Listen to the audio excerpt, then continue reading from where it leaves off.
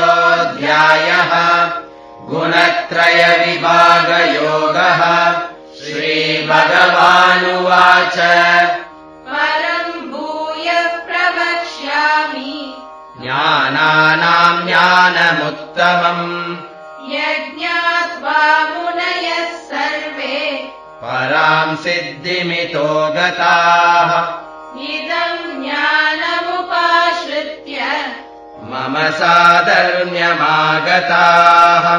सर्गेऽपि नोपजायन्ते प्रलयेन व्यतन्ति च मम योनिर्महद्ब्रह्म तस्मिन् गर्भम् ददाम्यहम् सम्भवः सर्वभूतानाम् ततो भवति भारत सर्वयोनिषु कौन्तेय मूर्तयः सम्भवन्ति याः तासाम् ब्रह्म महद्योनिः अहम् बीजप्रदः पिता सत्त्वम् रजस्तम इति गुणा प्रकृतिसम्भवाः निबध्नन्ति महाबाहो देहे देहिनमव्ययम् तत्र सत्त्वम् निर्मलत्वात् प्रकाशकमनामयम्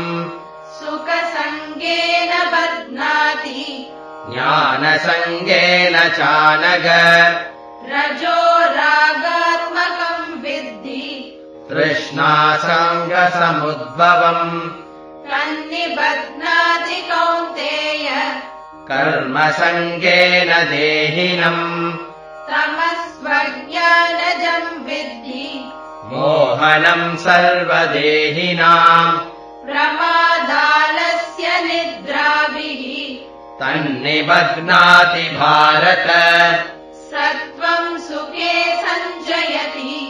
रजः कर्मणि भारत ज्ञानमावृत्य तु तमः प्रमादे सञ्जयत्युत रजस्तमश्चाभिभूय सत्त्वम् भवति भारत रजः सत्त्वम् तमश्चैव तमः सत्त्वम् रजस्तथा सर्वद्वारेषु देहेऽस्मिन् प्रकाश उपजायते ज्ञानम् यदा तदा विद्यात् विवृद्धम् सत्त्वमित्युत लोभप्रवृत्तिरारम्भः कर्मणामशमः स्पृहा रजस्येतानि जायन्ते विवृद्धे भरतर्षभ अप्रकाशो प्रवृत्तिश्च प्रमादो मोह एव च तमस्येतानि जायन्ते विवृद्धे कुरु नन्दन यदा सत्त्वे प्रवृद्धे तु प्रलयम् याति देहभृत् ततोत्तमविदाम् लोकान् अमलान् प्रतिपद्यते रजसि प्रलयम् गत्वा कर्मसङ्गिषु जायते तथा प्रलीनस्तमसि मूढयोनिषु जायते कर्मणः सुकृतस्याहुः सात्विकम् निर्मलम् फलम् रजसस्तु फलम् दुःखम् अज्ञानम् तमसः फलम् सत्त्वात् सञ्जायते ज्ञानम्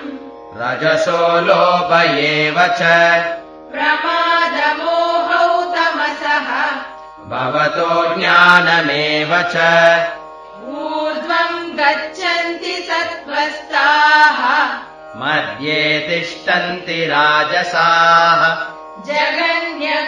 जगन्यगुणवृत्तिस्ताः अधो गच्छन्ति तामसाः नान्यम् गुणेभ्यः कर्तारम् यदा दृष्टानुपश्यति गुणेभ्यश्च परम् वेति मद्भावम् सोऽधिगच्छति गुणानेतानतीत्यत्रीन् देही देहसमुद्भवान् जन्म मृत्युजरा दुःखैः विमुक्तो मृतमश्नुते अर्जुन उवाच कैर्लिङ्गैस्त्रीन् गुणानेतान् अतीतो भवति प्रभो किमाचारः कथम् चैताम् त्रीन् गुणानतिवर्तते श्रीभगवानुवाच प्रकाशम् च प्रवृत्तिम् च मोहमेव च पाण्डव न द्वेष्टि सम्प्रवृत्तानि न निवृत्तानि काङ्क्षति उदासीनवदासीनः गुणैर्यो न विचाल्यते गुणा वर्तन्त इत्येव योऽवतिष्ठति नेङ्गते समदुःखसुखस्वस्थः समलोष्टाश्मकाञ्चनः तुल्यप्रिया प्रियो धीरः तुल्यनिन्दात्मसंस्तुतिः मानापमानयोस्तुल्यः तुल्यो मित्रारिपक्षयोः सर्वारम्भपरित्यागी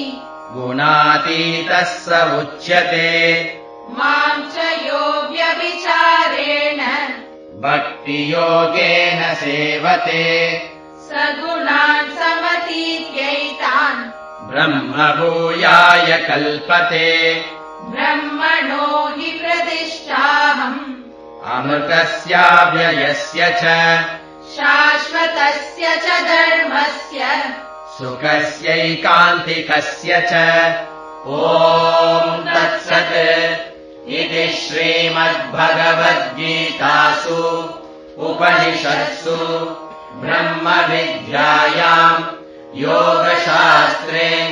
श्रीकृष्णार्जुनसंवादे गुणत्रयविभागयोगो नाम चतुर्दशोऽध्यायः श्रीकृष्णार्पणमस्तु सर्वधर्मान् परित्यज्य मामेकम् शरणम् व्रज अहम् त्वा सर्वपापेभ्यः मोक्षयिष्यामि मा शुचः ॐ पूर्णमदः पूर्णमिदम् पूर्णात् पूर्णमुदच्यते पूर्णस्य पूर्णमादाय पूर्णमेवावशिष्यते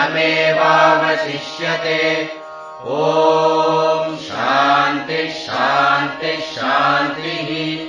हरिः ॐ श्रीगुरुभ्यो नमः हरिः ॐ